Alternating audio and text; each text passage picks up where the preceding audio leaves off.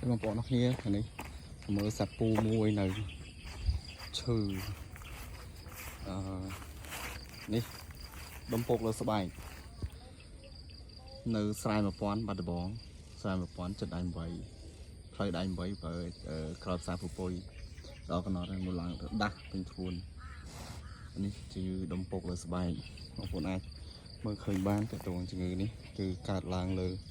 សត្វគោបងប្អូនអញ្ចឹងត្រូវមានការប្រុងប្រយ័ត្នចាក់វ៉ាក់សាំងឲ្យបានត្រឹមត្រូវមួយទៀតយើងត្រូវតាមដានសុខភាពសត្វនេះលោកពូគាត់តាមដានមើលឃើញប៉ុន្តែវាកើតឡើងលើ